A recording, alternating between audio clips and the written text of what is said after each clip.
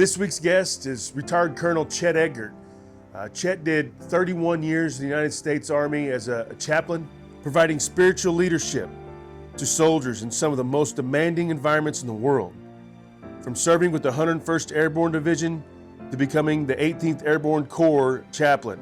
He deployed to Somalia, Haiti, and multiple tours in Iraq, including as the U.S. Forces Iraq Command Chaplain in Baghdad.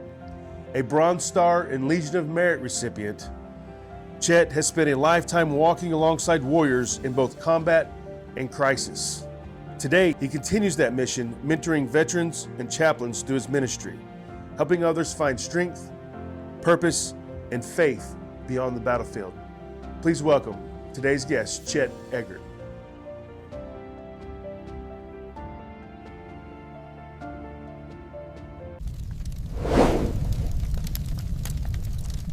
Welcome to today's show, and I'm excited to have my first chaplain here, Colonel Chet Egert.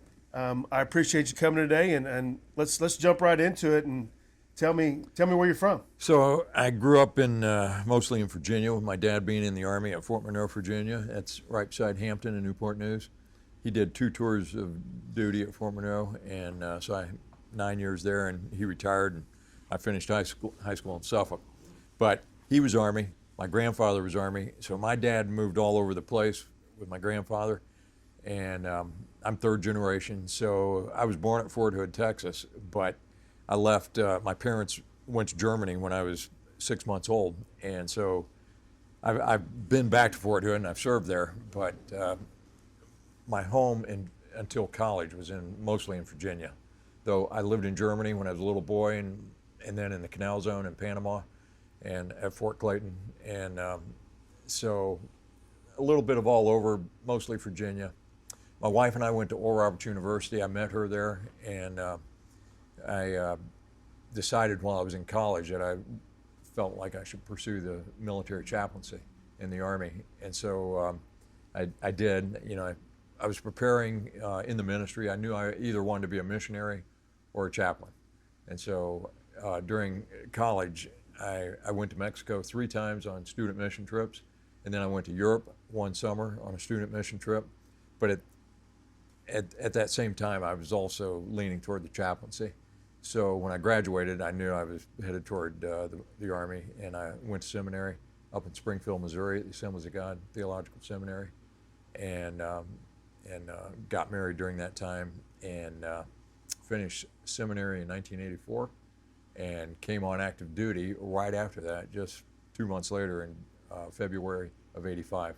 So I was in the reserves during seminary. I had a couple of years enlisted, and also some commission time in the reserves, and then active duty in '85, and retired in 2014 from Fort Lee, Virginia. So I'm third generation Army, and I had my daughter was married to an Army guy, and that marriage did not work out, so I could have said there were 4 generations, but now there's 3 generations. Right. And so, you know, my granddad was a chaplain in World War II. He went in at Normandy.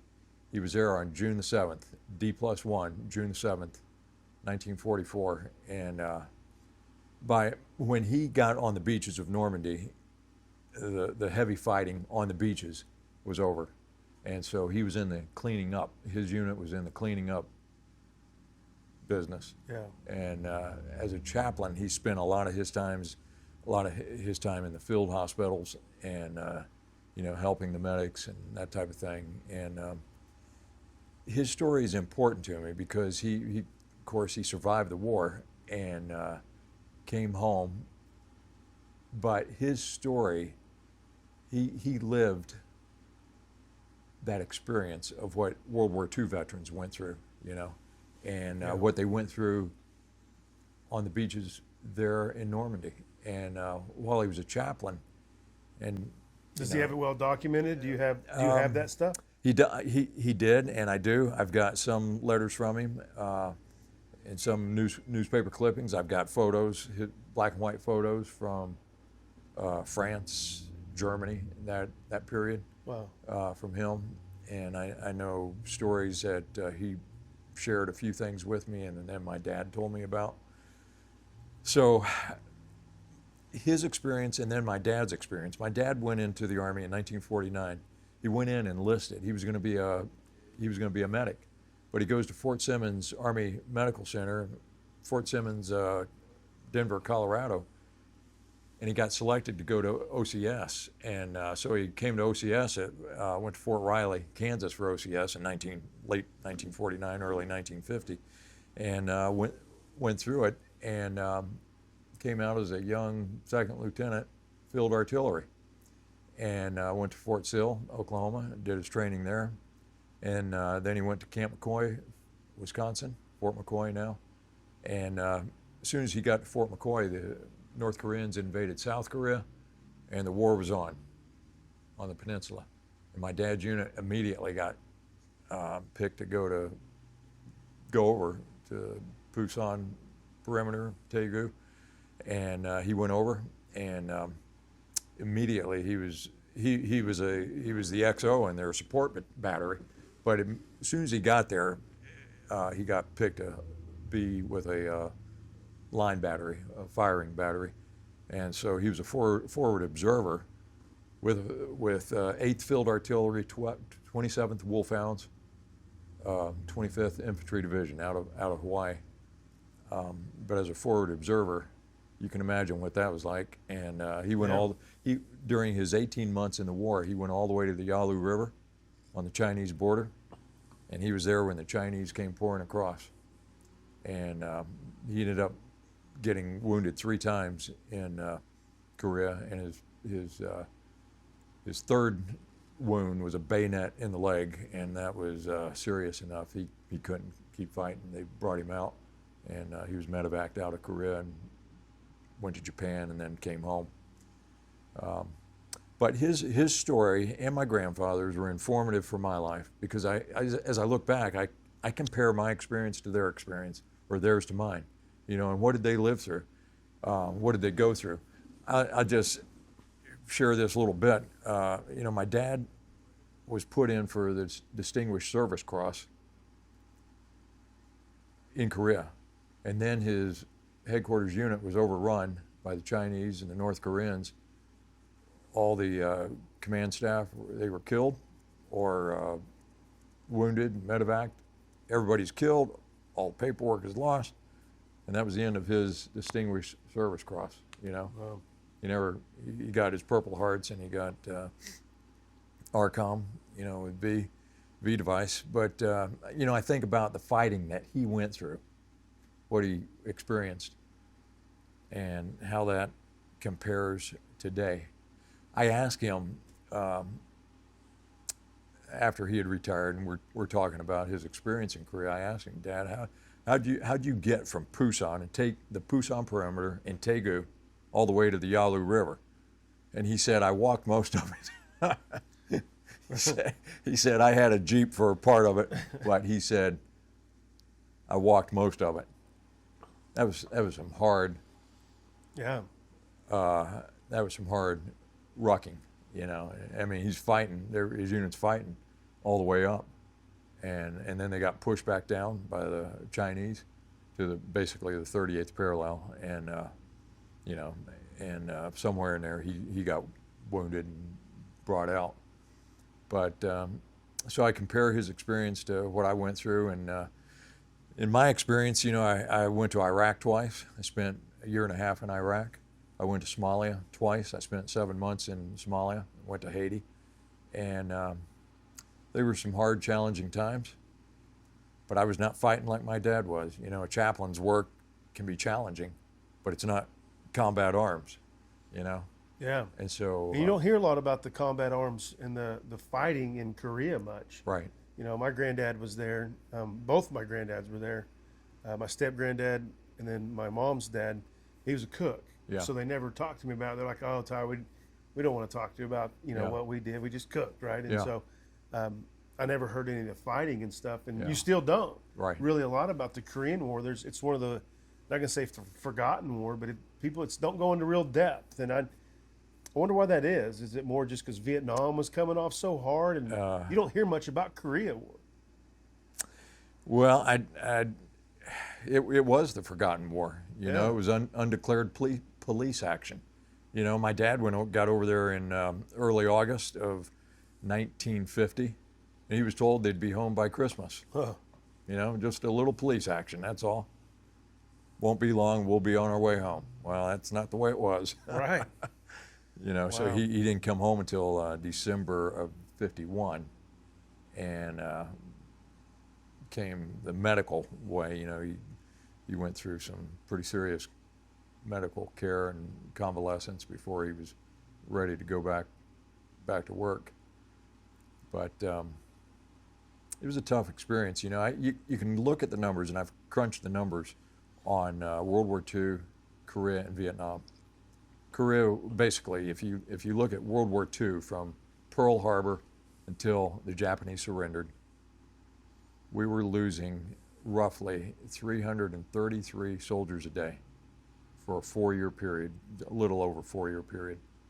333 soldiers every day for that period.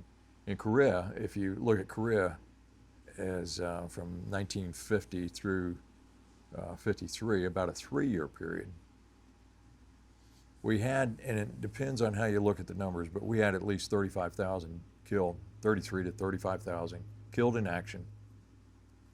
A lot more died of wounds, you know, but we were in Korea for a 3-year period, we were losing 33 soldiers a day. And then if you look at Vietnam, roughly from 1973, about a 10-year period, in Vietnam we were losing about 11 soldiers every day in combat. Now, there were a lot of changes between Korea and between the 3 wars. You know, by the time we got to Vietnam, soldiers were being flown out by Hueys. You know, they were coming out. If they got wounded, a Huey could try and fly in and bring them out. And so medical support was far forward during Vietnam. We had the advantage of flying wounded soldiers out. Yeah, I could actually medevac. Medevac them out, and then, you know, bring it forward to Iraq and Afghanistan. Our medical triage is much greater now. Yeah. And so the wounds that might have killed a soldier in Korea or Vietnam, our guys could get forward medical care, forward support on the battlefield, and then flown out, you know, medevaced out. And That makes sense. and yet, you know, what our guys have fought through, you can talk to your infantry guys and your Rangers and Special Ops. Those guys have seen some heavy duty fighting in Afghanistan and some different places in Iraq. Heavy duty fighting. And yet, we don't talk about it quite the same. You know, but if you look at what the Marines went through in Fallujah, in Iraq, that was some serious fighting, and they lost a lot of Marines in that action. But so I don't think we can do a direct comparison, you know, on the wars exactly, but loss is loss. And when you lose people in your unit, when you lose your buddies, your friends, they get wounded or they get killed, it's painful, you know, and it's painful. It's devastating for families. And so groups that are, you know, like Tunnel to Towers and Folds of Honor and other groups, there are other groups, you know, Wounded Warriors and you name them. Thank God for all the work they're doing, you know, because our veterans, they come home, and it's kind of like, it's a little bit like World War II, you know, you come home and you don't talk to anybody about it except your buddies. Well, there's not as many buddies around after Iraq and Afghanistan as there were in World War II. You know, we had 16 million men and women in uniform in World War II. That was 1 in every 8 Americans. 1 in 8. Wow. Population of the United States in 1940 was about 130 million people. We had 16 million in uniform, 8 million went overseas to Europe and South Pacific. So there were a lot more veterans after World War II that you could get support from than there are right now. And so any veterans group or organization that's reaching out and helping, my hat's off to them. Yeah. Thank God for them. Yeah, no, I definitely always showcase on the show a 501c3 that you're a part of or that you're trying to do. And as we talked earlier, I've had several different guests on here, and it's a lot of them are doing that to promote it. And I want to get good nonprofits that really help soldiers, right, where it's not going to admin and stuff. And so there are plenty out there. And so I appreciate you bringing that up. And it's crazy. Thank you for your family service. That's what's crazy about it. You go back to lineage of it, and it's one thing that, my dad didn't serve, but all my grandfathers did. Yeah. And before that, I don't really know. And so, people ask you why you even serve, and it's like, it does become kind of a generational thing that really pushes you into it, sometimes unbeknownst to yourself, right? And so that is really cool. And to keep the lineage, is your father still alive, or is he? He's gone. Yeah, he's been gone since 1998. So Wow. I miss him. I look back, and I was in my 40s when he passed. I was 43 or 42, but 43. I look back, and I know more now than I did then. Yeah. And I wish he were still here so I could talk to him. And I wish I had more opportunity with my grandfather. But I love their stories. I love their history and thinking about it, and how does it guide my life? How does it provide help to me to guide me through difficult times? Yeah. So my grandfather's name was Chester William Egert, and I am Chester Charles Egert, named after him and my other grandfather. He was up in Coleman, Michigan, and Saginaw and Bradley, East Bradley, when he went into the Army in World War II in 1942, in that period. And then my dad was Philip Dornan Egert, and where was he? He went into the Army in 1949, and I think he was probably with my grandfather in Denver at Fort Simmons right before he went in. So Philip Dornan Egert, he had an interesting experience. He was commissioned out of OCS. Then he had a break in service, and when he went back in, he could have taken his commission back. And in fact, the Army asked him to take his commission back several times, but he thought as a artilleryman he had gone straight to Vietnam, which he probably would have. And so he went back and enlisted, and he went back as a photographer, as a Army photographer. That part's interesting too, because he did a lot of classified stuff. When he was down in Panama, he worked with special operations all over in Central and South America. And I'll just leave it at that. But he did a lot of serious work with those guys, photographing their missions. This is back in the 60s. Right. And before everybody was carrying a camera and everybody's got a phone, he's photographing their missions. And even from the Iraq, I was there in 07, 08, to Afghanistan, our technology changed so much. I have so many more pictures from Afghanistan than I do Iraq, just because of, the digital world was evolving so fast at that point. Yeah. But so it's pretty easy to see why you joined the military. Yeah. And so let's talk about that. So what year did you get in? So I came on active duty in 85. Okay. And retired in 2014. And so I started with an artillery unit out at Fort Lewis, Washington, in 9th Infantry Division, and did a couple of years out there, and then I went to Germany. I was in Ansbach, Germany, and then in Vilseck, which is right beside Grafenwehr. I was with an armor battalion over there, 1st of the 37th Armor. Out at Fort Lewis, I had been with the 334 Field Artillery, part of 9th ID. Came home from Germany, went to school, chaplain school, advanced course at Fort Monmouth, New Jersey, and then I reported up to Fort Drum, 10th Mountain Division. I was there for 4.5 years, and I started there as the DeVarty chaplain. 10th Division Artillery as their chaplain, and did that for a year and a half, and then I moved over to the Aviation Brigade, 10th Aviation, and was their brigade chaplain for 3 years. And with the aviation, I went to Somalia, and well, that was an exciting time. What year was you in Somalia? So went over there in '93, and came.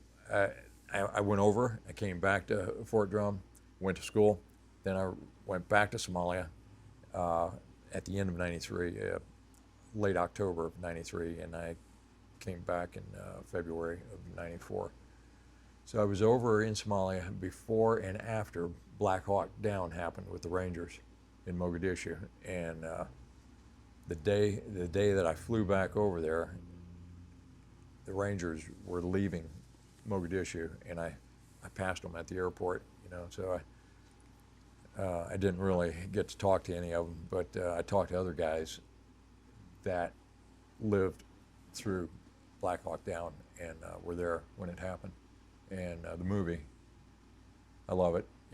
It's a tough movie to watch, but what those guys did, what Randy Shugart and Gordon, what those guys experienced, being operators who gave their lives to rescue, what's his name, who's here in Oklahoma, the downed pilot. Right. Yeah, I can't remember his name. Will come to me in a second. What those guys sacrificed their lives to do is amazing. Both those men deserve the Medal of Honor for sure. And that whole story, I think he was just on Sean Ryan too, wasn't he? He might have been. It's last name starts with a D, I believe. Oh. It'll come to me here as we're talking. Right. But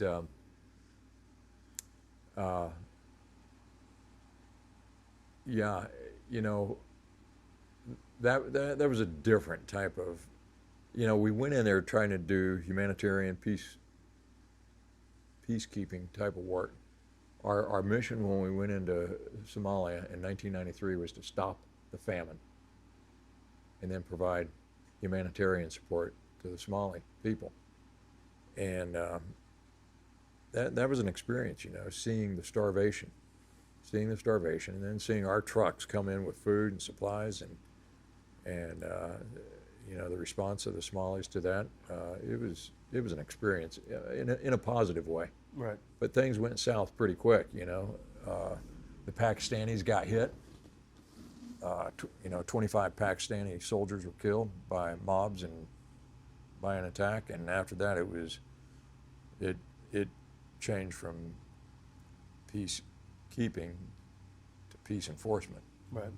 Well, the Somalis, are they tribal as well? Very tribal. Right. So when we were there, and it depends on how you divide up the tribes, but there were either 12 or 16 major clans, in Somalia, and I forget the exact number, but half a dozen at least were competing for territory in Mogadishu and who's going to be in charge, and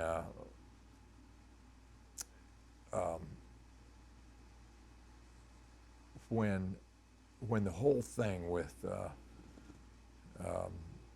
Black Hawk Down happened, we were trying to arrest, my memory serves me correctly, we were trying to arrest, one of the clan leaders, and we sent in the Rangers to try and get this guy, and one of the Black Hawks got shot, and then it crashed, and the other one,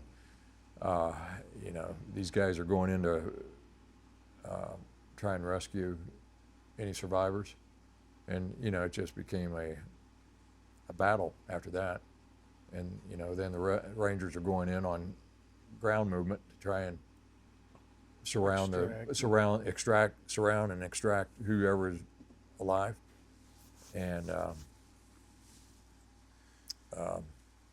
anytime we're trying to affect tribal cultures, it becomes very, very difficult. And you see it. Afghanistan was very tribal.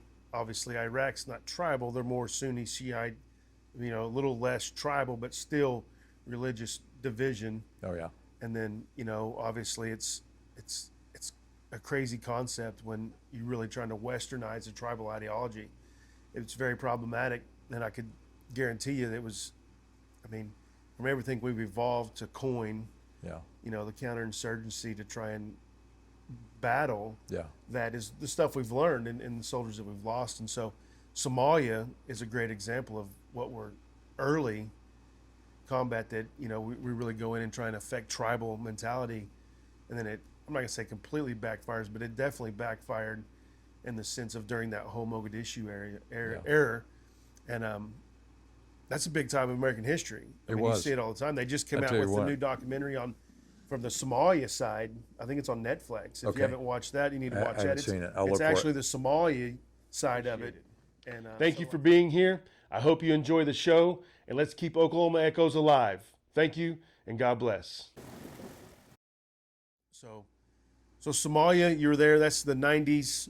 Okay. And then, Yeah, so, and then I came home in February '94, and then Haiti was right on the coattails of that, and it was brewing when we came home, and 10th Aviation Brigade got tagged to provide the aviation support in Port-au-Prince. So in August, September, we were down there in Port-au-Prince. You know, when did you transfer over to be a chaplain? I was well that whole time I was a chaplain. Okay. Yeah. So you was artillery first, right? I was with an artillery unit at And Fort then Lewis. And then once you came back, Yeah. So as a From chaplain, basic. yeah, as a Yeah, chaplain, explain that to you me. can So, yeah. you get assigned to different units. You can be in a combat arms. You can be with the infantry, be with the tankers. You can be with armor. so did you do basic training? Is there basic training for chaplains? There Or is. There's how- there's a chaplain basic course, and when I came through, it was at Fort Monmouth, New Jersey, and now it's at Fort Jackson, South Carolina. Okay.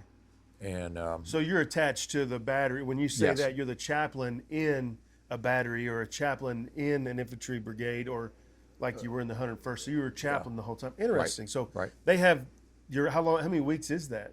And you do Years. you don't do any combat arms? Do you do any well, qualification? I was never assigned to an infantry unit, but No, I'm saying like during your basic training, or is it just chaplain? So work? as a chaplain, you're a non-combatant, so you don't train with a weapon. But you go to the field, you know, you rock out to the field, you rock home and that type of thing, and bivouac and stuff. Get all that basic type of training minus the weapon. Minus the weapon. Yeah. Okay. Yeah, no, I've never really thought about it. I mean, I've heard, but I never really put two and two together. You know, you just kind of do your own thing. So, yeah, that's interesting. And so how many weeks is the chaplain basic training? That's a 2-month course. Okay. Yeah, about 60 days. Right. And so you guys considered, are you ordained, or you still got other chaplain stuff to do after that? How does that work? Well, you can be ordained before that or after that, but you have to be what the Army calls a chaplain candidate. You have to be at least a chaplain candidate as a second lieutenant, Okay. and then in the process you have to get ordination. So you have to be ordained by a denomination like the Southern Baptists, or in my case, the Assemblies of God, or United Methodist, you know, or Presbyterian or something. You could be a Catholic priest, you know, these days, of course, a Jewish rabbi or a Muslim imam these days. But so in that process, along that journey, you have to get ordained. So you can go to the chaplain basic course and not be ordained yet. But you have to at least be in seminary or graduated from seminary in that process. And in my case, I got ordained right in the middle of seminary. So I was ordained. I was a first lieutenant when I went to the chaplain course, and came out. And after that, I was ready to go. I was waiting for my wife to finish seminary. She was in school with me, and in 1984-85, the Army had drawn down after Vietnam. You know, they had put out a lot of people, and by the late 70s, early 80s, they realized we got to build back up. You know, so they were working hard to try and recruit chaplains, and my timing worked out just perfect to come straight in out of seminary. Normally, you have to go into civilian ministry and be a civilian pastor for a couple of years, at least 2 years, to 3 or 4 years. And in my case, they looked at all the work I'd been doing, the ministry as a reservist, other work that I was doing, and checked the block and brought me on active duty in February of '85. So can somebody go in as an infantry guy and then transfer over to be You a can, chaplain? yes. Or is it? And there are quite a few guys. I've got a lot of buddies who have gone to West Point, for example, or they've gone to VMI, Virginia. VMI in So Virginia. just because you were combatant, Yeah, doesn't mean they've- you can be non-combatant. Exactly. Okay. You know, guys, they've gone to the Citadel, they've gone to Texas A&M and come out as a lieutenant and captain. A lot of buddies. They were infantry coming out of West Point, did 6 to 8 years. Had a break in service, then came back as a chaplain. So those guys have a lot to offer, and a lot of good experience that they've got in their rucksack, and they can do a lot of good. Yeah, no, it's interesting. Like I said, you're the first chaplain I've really ever sat down and talked to, besides going and praying and going to service, and talk a little bit about how hard is it to be in the military as a chaplain. For example, we're a melting pot, and I know you had the different denominations and everybody's coming together, but everybody's kind of get their little splits, and it's growing, as you said. But how challenging is it to come in and having such a melting pot of soldiers that when you're just, because again, I mean, you got to keep it pretty baseline, right? When you just talk about Christianity, or there's Muslim chaplains now, I assume, in the military, Right. and so how do you keep and differentiate when you're just soldiers, and how hard is that? Well, it sort of depends on what your what context, what your surroundings are at the moment. If you're talking to a battalion-sized formation, maybe you're doing a little pitch, a little safety talk before people go on holidays. You might approach a battalion differently than you'd approach a platoon of soldiers. In a platoon, you can be a lot more personal. You can talk specifics in a platoon, and it depends on what your talk is. If you're doing a suicide prevention briefing, that's sort of a generic type of thing where you can talk about faith and hope. You're really not getting down into the weeds on specifics of your faith. You can, but it depends on how you talk about it. So when I came on in '85, there were not many Muslim soldiers on active duty at that time. There are more today, but today, you want to be sensitive to your Muslims, your Jewish soldiers, and your soldiers that don't have any faith group. So you find out where people are, you talk to them where they are, and start there. Right. So have you seen? You said you were at Hood, right? And so they do, and I'm sure chaplains. You may be able to enlighten me a lot on this. When you start talking about bases that have higher suicide, higher whatever, all the bad stuff, right? All the stuff, and how Fort Hood was always at one of the high ones. And talk a little bit when you were there, and did you see any of that? And how did we combat it? You talked about SHARP training, and one thing, suicide prevention, SHARP sexual harassment. And it's the crazy thing, right? I'm an infantry guy, and we play with trauma in a different way. It becomes joking, right? But I've never come out of a sexual harassment training and not heard a sexual harassment joke, right? So right.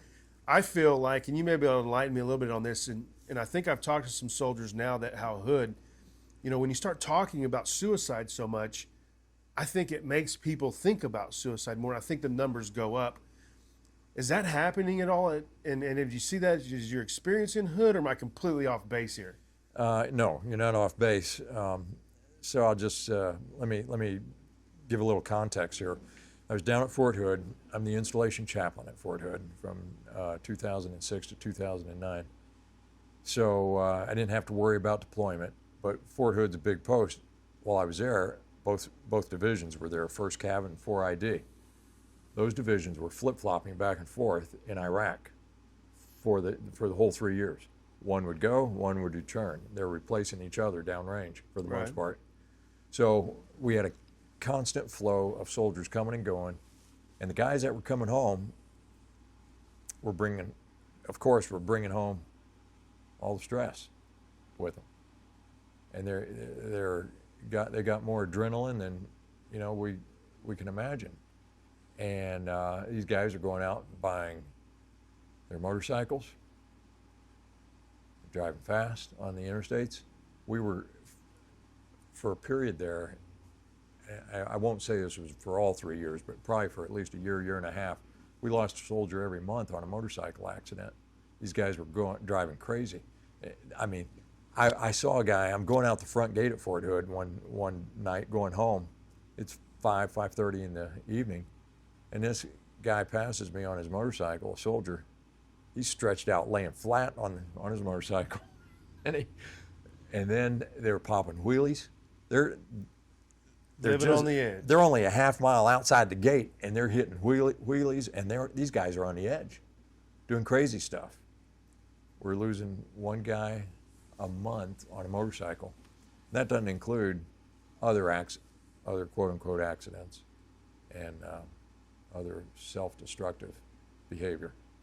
So those were some difficult years. That was right in the middle of Iraq and Afghanistan when they were both going hard, and guys would come home and they really wouldn't get 6 months at home stationed, because they would come home, they'd be put on leave, but 30 days of leave, and then they'd come back and they'd start training right again, and then their pre-deployment training would kick in. In some cases, they'd have to go to Fort Irwin, California, or other places for qualifications and stuff like that. Well, you're home, but you're not home. Right. You're in the United States, but you're in California. You're not with mama, or your family. And it was, that type of schedule was intense. I remember, and this is probably the first sergeant major I saw. I'm out at the airfield saying goodbye to these guys one night, and not the first sergeant major I saw, the first sergeant major with 19 deployments. And I'm talking to him at the airfield. These guys are getting on the plane to go to either Iraq or Afghanistan, and I'm talking to him and talking to the sergeant major, and I asked him, "Hey, sergeant major, how many times have you gone downrange?" And he said, he either said 19 times or this is my 19th time. That's a lot of deployments. That'll break you. Yeah. If you're not careful. If you don't have a good support system, it'll break you. So 1 or 2 deployments can break you.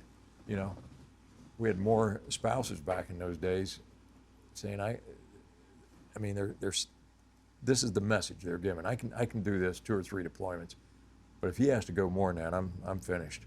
It's over. I'm out of here. That was hard. Yeah. And so, I mean, I can't imagine you're back home taking care of the families too, and trying to help the moms and that are there, and the kids that are still trying to make a life, right? And so, it is. There was what years were that? So you're looking 2006 to 2009. Yeah, okay. Yeah, I was going to say that's when they kind of 01, and then Afghanistan wasn't really big in 01. Iraq kind of, and then they flip-flopped, and they kind of went back and forth. And so, yeah, the active duty stuff, and that's why the guards started getting deployed so much as well. They kind of started seeing that, and we started deploying. We'd be home and know we're going on another one in 3 years. Come back, and that's our allotment. And so we started seeing a lot more. And so and hopefully they changed a lot of that, the sexual harassment and the suicide stuff. And, we went through so much of it. Have they changed that at all when you were getting out? Did they kind of get any? We were still doing a lot of the training. So I've been out 12 years now. We were doing a lot of that training then. And I think the Army was getting, they were developing the programs, how they did it, how they approached it, who was doing the training. They trained up people in the units to do the sharp training, which I think was good. And then they had other mental health folks coming in to help help do the training. Back in the early days, when I first came in, chaplains were doing a lot of the suicide intervention training. And I'm not saying we can do it. It's not exactly in our lane, but we got trained up to do it. We had to do it because there was no one else available. Right. You know, so we did. That's part of the ACE time frame, right? It's like everything was ACE. Yep. Pushing all that, and Yeah. you know, we've all, again, it's the military. We see so much of it, and then you look at corporate America now, and there a lot of the things that I was doing in the military, you're seeing the same.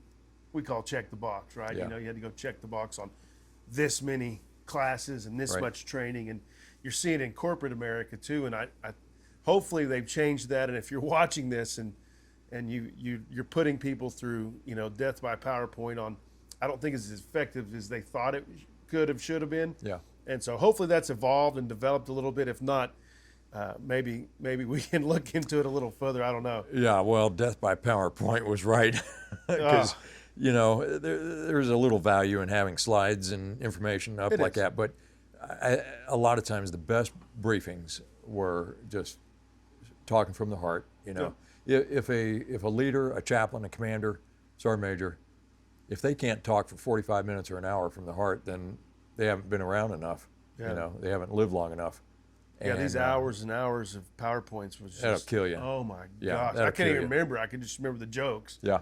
You know, the Yeah. jokes about everything, and Yeah. so it's it was crazy. But again, you know, it's evolved. We see Yeah. the evolution of stuff, as you said, from getting CLS, you know, combat lifesavers. You know, we're being more proactive on the field because we lost so many people early on, and you know, so then we seen early on we were training for. We all had IVs, combat lifesavers. Yeah. First thing you go down, his Yeah. leg's blown off. Give him an IV, right? Yeah. And so, I mean, then they realized, oh crap, we're killing soldiers by giving them all these IVs. So they took the IVs from us, and then we started changing it to tourniquets, right? And so now we're just shutting everything off, and you got 6 hours, right? Put a T on his forehead, and he's going to make it. Ship Yeah. him out.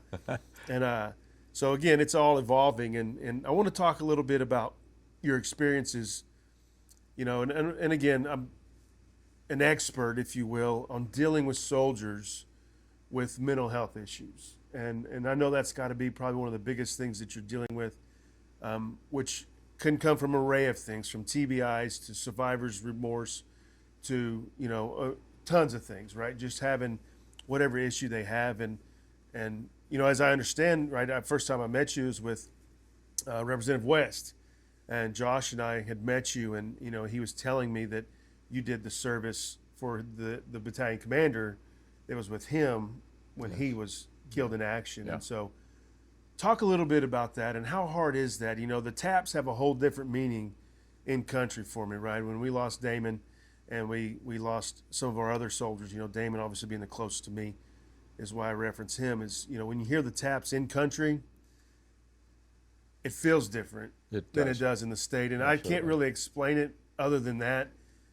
Makes the hair on the back of your neck and your whole body just tingle. And talk a little bit about that and what you've seen on soldiers. And again, we can evolve, and I'll keep going on this because I really want to talk about the mental health of soldiers and how you've helped them, and maybe you can help somebody watching right now. And so let's dive into that part. Well, so everybody experiences combat differently, you know. Let me just say this. Every soldier, I think, has fear going into an unknown situation. And fear can be paralyzing. But combat arms, you train to address that fear. You train to beat the enemy, to kill the enemy. You know, so and yet when there's unknown, when there's uncertainty, there's anxiety and fear that goes with it.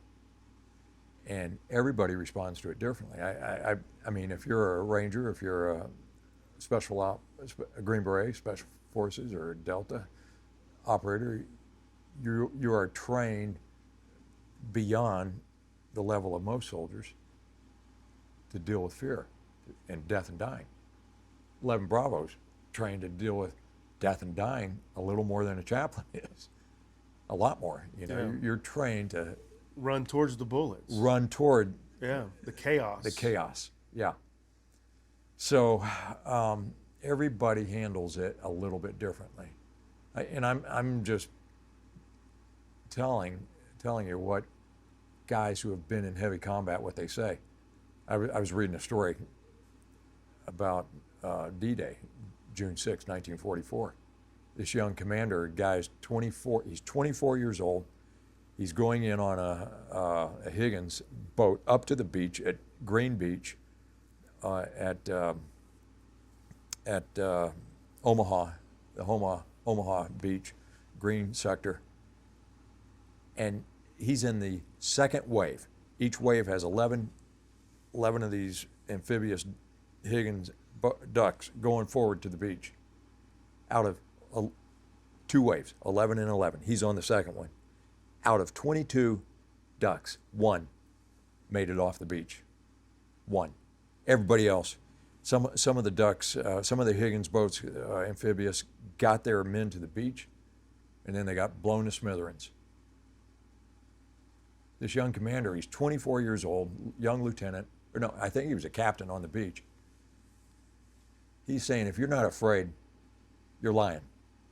Everybody's afraid. Everybody is afraid on that beach. And I've heard so many veterans say that. If you're not afraid, then you know your screws aren't connected. Yeah, So something's wrong. Yeah, something's wrong. So the question is, how do you control the fear? How do you deal with it? And you can control it. You can handle it. But it's got to be a choice, and there has to be, I think, for me, there's a faith in God element. If I die, I die. If I live, I live. Either way, I'm in God's hands. Either way. I'm ready. I want to live, but if I don't make it home out of this fight, I'm in God's hands. So, how do guys deal with it? Everybody deals with it differently. I'll give you 2 examples. One of my buddies, 101st, I'm the 101st Division Chaplain in Mosul, Iraq, and this guy's in 3rd Brigade out in Talafar. And he's going out on a patrol one night. He and 2 other buddies in a Humvee. He's standing up in the back of the Humvee, and 2 buddies, the driver and the TC, are in the front. He's up mounting a machine gun in the back, M60, I think it was, and they got ambushed. Bad guy shows up, comes around the corner, fires a RPG at him, kills the driver and his TC in front, and my buddy's thrown out and blasted out the back of the vehicle. And he's wounded, but after a couple seconds, he came to himself and got up, and was able to put that machine gun back into operation. And the attack was he drove off the guy who attacked him, and no one else showed up, you know. But he loses 2 guys right there, and he's wounded, badly wounded, and out of that experience, he's medevaced out of there. So he comes home, he goes through some serious recovery time at Walter Reed, and then by the time he recovers, they don't bring him back to Iraq, they send him on back to Fort Campbell. So he gets back to Fort Campbell, he's sort of in a convalescent mode there. His unit comes home from Iraq, he rejoins his battalion, and his commander asks him, Doug, what do you want to do? He says, can I go to Ranger School? Now he's just 11 Bravo, regular infantry at that point. Let's go to Ranger School. His commander says, okay. So he sends him to Ranger School. But before he goes to Ranger School, everything's going pretty good until he goes down to the motor pool and he gets in a Humvee. And as soon as he climbs into the Humvee, all the memories start flooding back. Most of us wouldn't think anything about going to the motor pool. But a guy who's been nearly killed and lost his buddies in an ambush, it stops him in his tracks. Yeah. So my buddy, make a very long story short, he goes to Ranger School, does real good with the Rangers, Comes back from that, what else do you want to do? Goes to Special Forces. And I forget which specialty he had, but he graduated, becomes a Green Beret, and then he's doing, group work downrange. And he's a great guy. He's retired now. He's up in Springfield. And I love this guy. He's doing great. But that, you cannot predict stuff like that. So mental health, when you're talking about it, a sight, a smell, a sound, the smallest things will trigger a person. And people around them, family members, spouse, they don't understand why their soldier spouse is reacting the way they do. Another buddy of mine was in Afghanistan. I think this was in Kabul and Kabul. And at the time that this happened, and this is in around 2010, 2011, when it happened, it was the largest truck bomb that had gone off in Afghanistan up to that time. So my buddy's in the city, and he's not right at the blast site where it happens, but a suicide bomber comes up to the front gate area of where one of the units was, and I don't remember the size of the unit, if it was a company or a battalion in there. But anyway, the suicide bomber detonates right in front of the gate. It was a massive explosion, and my buddy, who's a chaplain, he's about 2 or 3 blocks away when it goes off. Well, it was so big, he's thrown on the ground immediately, and out of that experience, he suffered TBI. Now he's not knocked unconscious, and he doesn't have any wounds on the outside, but his marbles got rattled that day. Picked himself up, and he goes running toward the blast to see if he can help his unit. And he gets there, and everything's in smoke and burning and everything. And he goes in, and he a couple of his guys were killed, and a couple of them are wounded. He goes in and starts cradles one of them in his arms on the ground, and he loses. I think he lost that guy, and he lost a couple of others. There were. I don't remember the exact number that died, but my buddy suffered TBI, and he's got post-traumatic stress from it, and you don't immediately see all that until you come home. And it's hard to explain TBI to somebody who doesn't understand it and hadn't been there. And now, this friend of mine was a chaplain at the time. He had been in 11 Bravo before he became a chaplain. So he understands a little bit about combat, and fighting and all of it. He comes home, and life was hard. His marriage was hard. His marriage didn't survive. And the mental health aspects of that are complicated. The TBI is complicated. And to help an individual like that, you gotta spend time with them. You gotta listen to their story. You gotta listen to them process, let them talk it out, and just be there. And I can't tell you that there's one solution that fits every problem. There's not. Every story is a little different. Every experience is different. Every soldier's a little different. Yeah. And you just gotta listen to them, let them talk it out, and give them time. Well, I definitely want to unpack a little bit there, because again, you're hitting all around, right? Me, right? You're sitting fragging out all around me. So it's like, the stress of not knowing, right? Going into combat. I've had my soldiers come to my room, I'm scared, and me just telling them, guys, I'm scared, I think calms them a lot, because again, everybody should be scared or something's wrong with you. And so, I think that the team part of it becomes so important to you, and that's why the bonds are so great.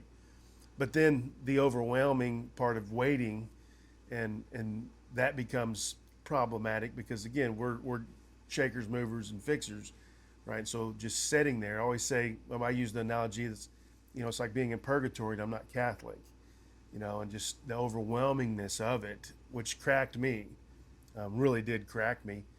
And then you go into the triggers that make you trigger. And so right? You're hitting on everything that I know, I understand, and I feel. And I've learned a lot about that, and we're still learning a lot about, especially the TBI and how it affects you. But what I think we lose track of, and what I'm trying to help and get knowledge out there, is you said the key part is the families don't know how to deal with this. Yeah. Is there any training on that that's coming out, and the value of it? You know, you have the yellow ribbon and all the stuff, but it's just like, you know, like I say this all the time, and I write about it in my book, that, you know, my high school sweetheart, Stacy, saved my life when I got back from Afghanistan, but then she became the person pushing me to the cliff every day. And at some point, how do we help the families and the spouses to understand how to handle us? Because again, I say this all the time, you know, we're not evil monsters, but we are trained, we're programmed, I hate saying that, and triggered by things, and we react ways that a normal person or somebody that hadn't been through the caliber of stuff that we deal with, and we know how to deal with it. Have we talked about that? And do you talk about that as how do we push that knowledge to the families to know? And is there any programs out there that help on that? Or is this something we need to start together here, Colonel? You know, yes, the Army started in after the war, after 9/11. You know, it took a couple of years for our soldiers to be going downrange and coming back, and the Army is addressing what are we going to do about it. The Chaplain Corps is addressing what are we going to do about it. So I'll just tell you a little bit of what I was trying to do, and this is the Chaplain Corps trying to do it. Instead of just doing a suicide intervention, now we're going to do what we were calling wounded warrior retreats, wounded soldier retreats with spouse. So I was down at Fort Hood, installation chaplain down there. I had access to the money to do these retreats, put them together.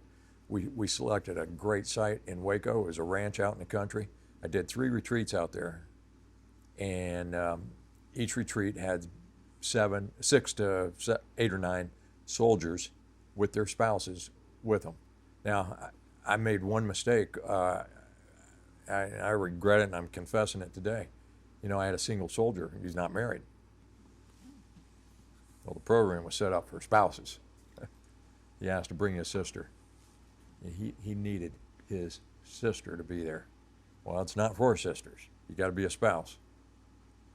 He came for one night, and then he left. I'd have done anything if I could have done that over. Bring your sister. Bring your loved one. For God's sakes, bring your significant other. We're going to work through this together. So we did 3 retreats, and I had a Vietnam veteran come in, a guy named Dave Reaver, who is wonderful. If you ever know his name or get a chance to meet him, he was badly burned in Vietnam with a phosphorus grenade, and he survived it. And he's been ministering to veterans ever since then, ever since 68, 69 time period. The Dave Reaver Association. He's got a wonderful ministry down in Texas. I brought him in to do one of the retreats. I brought in a guy who had survived the Pentagon attack on 9/11. He was in the Pentagon when it happened. He got badly burned in the Pentagon. I brought him in as one of my speakers. And then I brought in a chaplain who had been wounded twice in Iraq. Once with a mortar round hit his building that he was in. He got blasted in the arm with it, with a mortar shrapnel, and once by a rocket. A rocket hit his compound, and he got wounded there. I brought him in as a speaker. All 3 of them were excellent, really good speakers. Brought these veterans together. We had 2 nights, 3 days with them. Gave them time to decompress and talk about their experiences. So we did that at Fort Hood, and when I say it was I was helping to set it up. We were doing the same thing at Fort Bragg, and this is back in the 2006 time frame, and since then they've been doing it everywhere. You know, every Army post had been trying to do it. And at Fort Bragg, I worked with a lot of chaplains. Some of them were over in SOCOM, Special Ops, and USASOC, and those chaplains were really doing some good programs. You know, taking those operators, those guys out with their spouses, taking them to some good locations to do some ministry. So the answer to your question is yes, the Army is doing it. They have been doing it, and I think they've been doing it well. I read stories after World War II. What was going on back in the 40s, 1946, 1947? Was the Army doing that? They were doing it a little bit, but by that time, these guys had mustered out, and now they're civilians, so they're being invited to come to places like Florida and doing some programs down there. But it was sort of after the fact. They're no longer on duty, and it was after the fact. I don't think the guys after Korea did it very well. I don't think there was a whole lot of help for our Vietnam guys.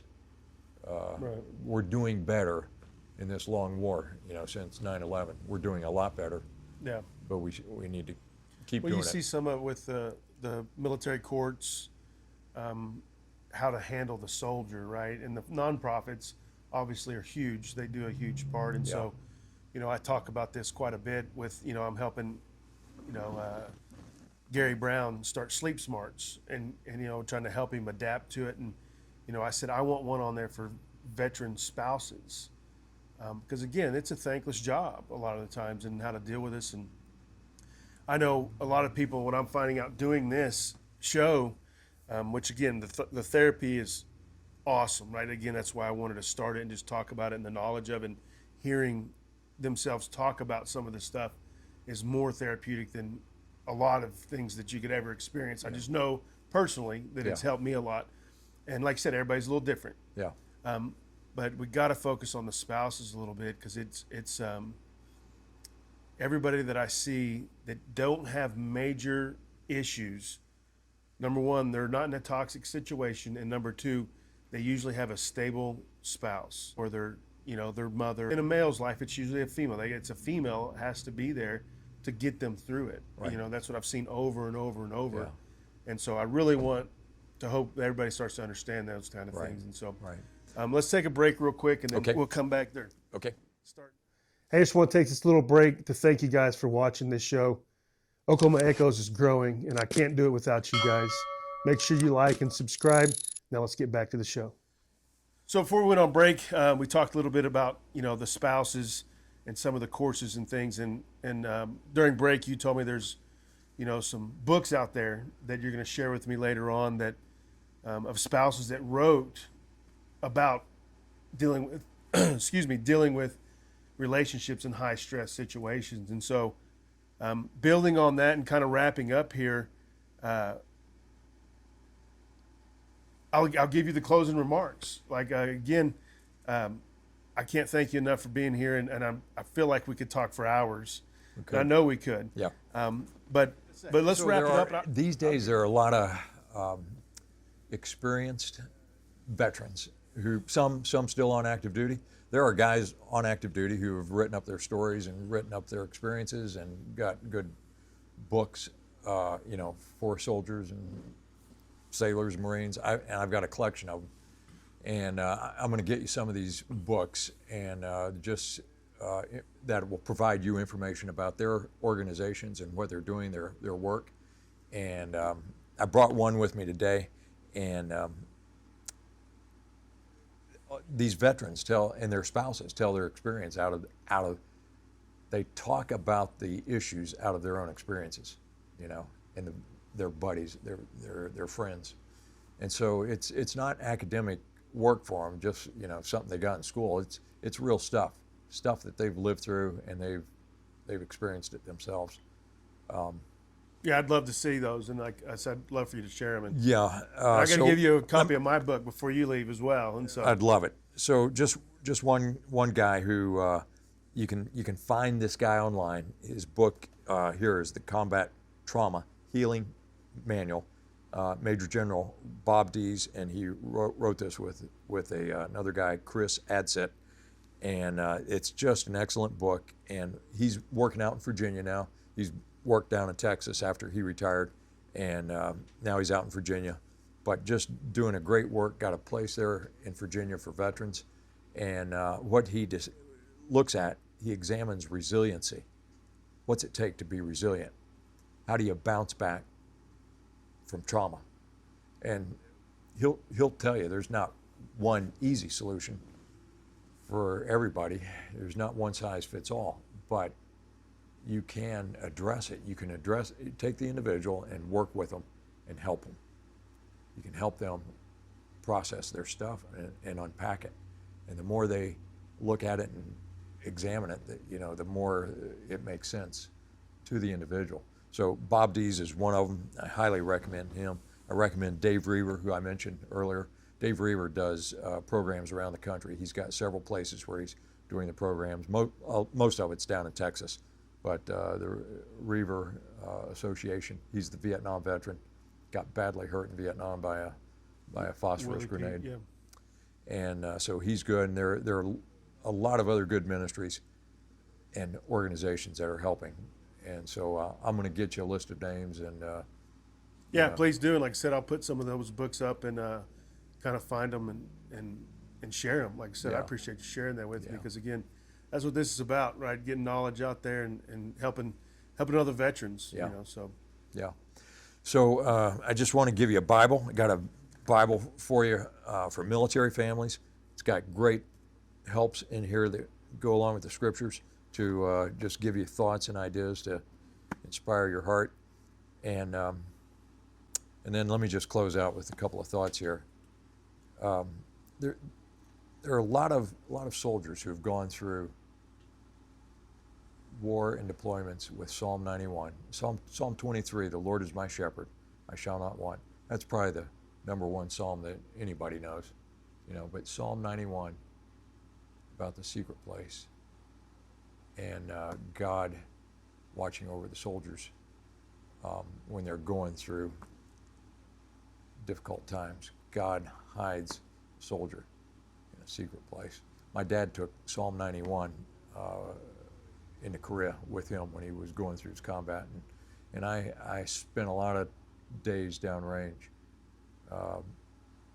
thinking and meditating on that psalm. So there are psalms like that, and there are other psalms. When I went back to Iraq, when I was getting ready to go on my second tour in Iraq, we went over for a 2-week pre-deployment site survey. They called it PDSS, pre-deployment site survey, just for 2 weeks. Before we did the handoff, I was with 18th Airborne Corps, and we were replacing 3 Corps out of Fort Hood. And when I was getting ready to go, I had this terrible anxiety, terrible fear about death. And it was sort of lingering for a couple of weeks before I went. And one morning I woke up and I said, God, you have got to help me. You have got to set me free from this fear. And not 6 months from now, I need it now. Set me free from this fear and anxiety. And I picked up my Bible and I turned to 2 excellent Psalms. I opened the Bible and put my finger down on Psalm 68:20 and Psalm 66:9. Right beside each other, 2 Psalms, 68:20 and Psalm 66:9, verse 9. And both verses talk about God saving us and delivering us in death, taking care of us. And I knew instantly, when I read those verses, I can remember the time and space, place. 5:30 in the morning, I'm getting ready to go out to PT. That fear disappeared in my heart, in my mind. God will set us free. God keeps us in life and in death. That fear disappeared in my life, and I honestly, I went through the deployment with almost no anxiety about death and dying. But it's getting God's word in your heart, putting it in there, having faith in God. And it is realizing that in life or in death, I'm in God's hands. When I know that, when I realize that, I know God's going to take care of me. God's going to take care of my family. And honestly, for the soldiers downrange, they worry about their families back home. You were talking about that. Right. The guy downrange doesn't know how things are back here in Oklahoma, and he's concerned about his family. That's where you've got to trust God and leave your family, leave your children, in God's hands. When you do that, it makes life a whole lot easier. So I'll just leave that with you today. Yeah. Ty, it's an honor to be here with you, man. Thanks for what you're doing. Thanks for what you're doing. You know, you're reaching veterans that I can't reach, and that some of these other groups won't reach. But you're touching their lives, and that's important. And thank you for what you're doing. I'm still trying to find my purpose, and I talked to Tripp about it. You know what the Lord's plan is for me, and what I'm supposed to be doing, and this feels right. Yeah. It really does, and so I appreciate you affirming that and helping me grow. You know, like I said, I can't thank you enough, sir. Yeah. Well, I want to give these books to you. Yeah. It's, no, I definitely. General Deese's book, and then this is an excellent Bible. I want to give that to you. Yeah. And no, I appreciate it. so, I really Ty, do. Thank you, man. Welcome to Oklahoma Echoes, a podcast dedicated to preserving the stories of Oklahoma veterans. This show exists to honor service, capture legacy, and give Oklahoma veterans a place to tell their story in their own words. If you know a veteran who needs to be on this show, or if you're a veteran yourself, I want to hear from you. You can email me directly at reddirtveteranstories@gmail.com. If you're new to the podcast world, make sure you like, subscribe, comment, and share. It really helps the channel grow and ensures these veteran stories reach more people. Last but not least, if you believe in this mission and you want to help support these stories and these veterans, please do so at our website at oklahomaechoes.com. Any and all support is greatly appreciated. Thank you for being here. I hope you enjoy the show, and let's keep Oklahoma Echoes alive. Thank you, and God bless.